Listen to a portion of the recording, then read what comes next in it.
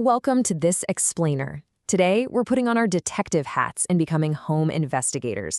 We're going to learn exactly how to profile the suspects responsible for destroying household wood. We're taking information directly from the ACE preparatory course on wood-destroying insects and turning it into your personal visual detective manual. Because, look, whether you're a homeowner trying to protect your property or a pest control pro sharpening your field skills, knowing your enemy is literally the only way to save thousands of dollars in structural damage. All right, let's dive right in. When you stumble upon damaged wood in a building, you aren't just looking at a repair job. You're stepping onto a crime scene. The culprit is usually long gone, or they're hiding deep inside the walls. But the thing is, they always leave physical evidence behind, little clues scattered right there at the scene. By learning to read this evidence, you can answer the absolute most crucial question: what is actually eating your house? Getting that answer right is step one in stopping them cold. Here is the suspect lineup for today's investigation. 1. Meet the wood destroyers. 2. Termites, the silent eaters. 3. Ant or termite. 4. Wood-boring beetles. And 5. Carpenter ants. Let's get to it. Section 1. Meet the wood destroyers, where we'll profile our primary suspects.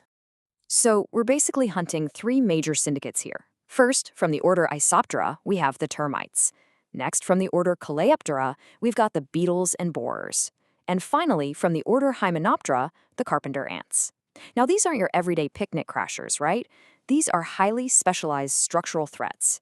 And since they love to stay hidden in the shadows, catching them means you have to analyze their unique MO, their secret behaviors, where they like to hang out, and the very specific physical evidence they leave behind.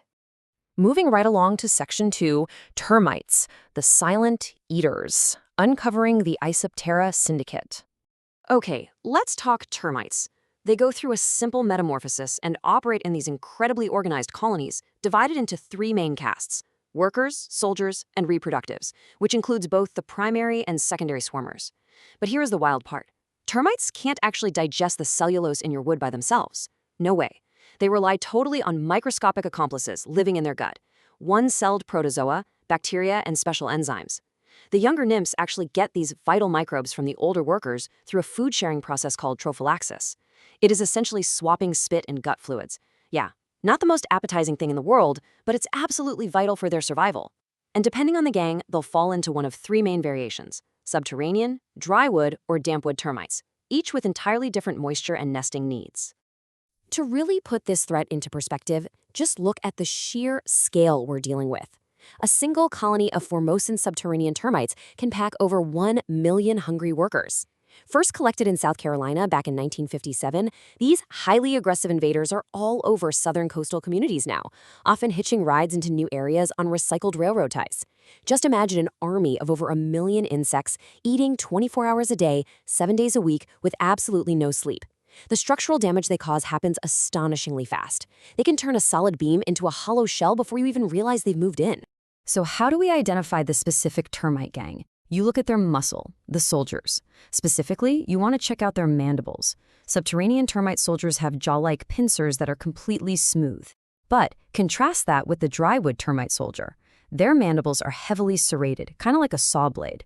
If you manage to capture a soldier at the crime scene and pop it under a microscope, checking for those teeth will instantly tell you exactly which syndicate you're up against.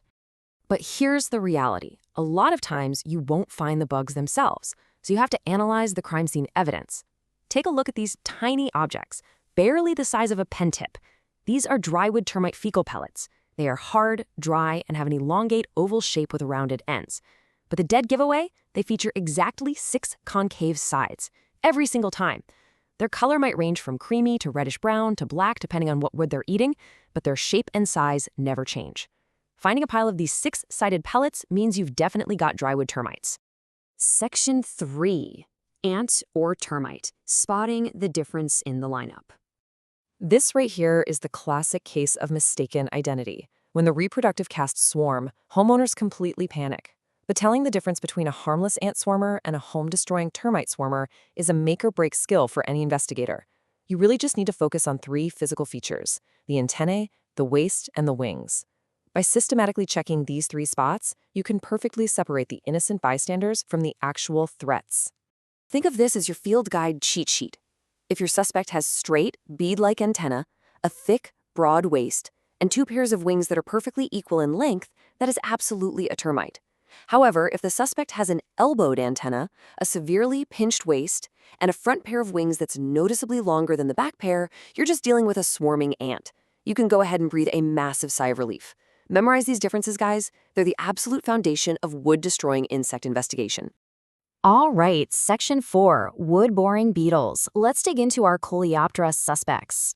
This is where it gets really granular. We can profile this beetle lineup strictly by their MO. We're looking at their distinct exit holes, the type of wood they prefer, and the exact texture of their frass, which is just the powdery refuse they leave behind.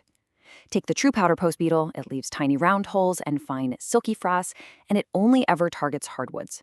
The false powder post, a bit less picky, it leaves coarse, tightly packed frass in both soft and hardwoods. The Anobiid beetle loves high moisture, over 15%, and leaves elongated, loosely packed frass.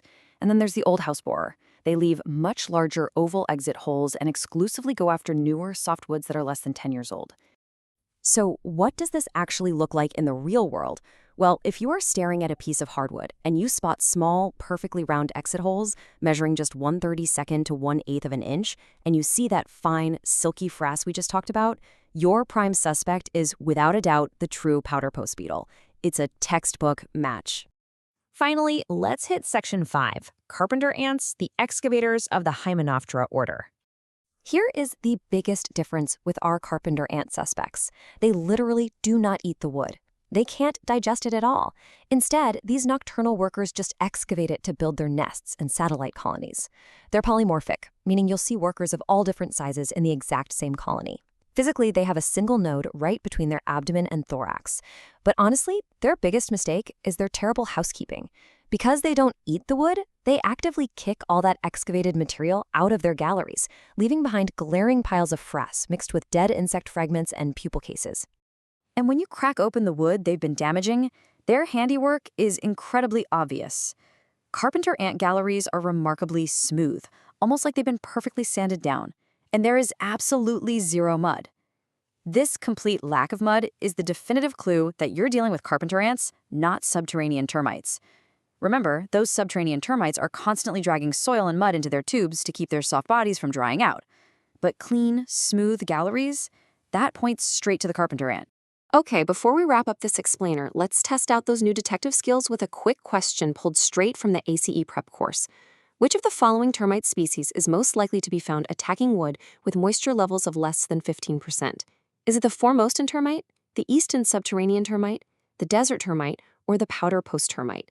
Take a second to lock it in. If you guessed the powder post termite, which is a specific type of drywood termite, you nailed it. Because they require absolutely no contact with the ground, they thrive in very dry wood.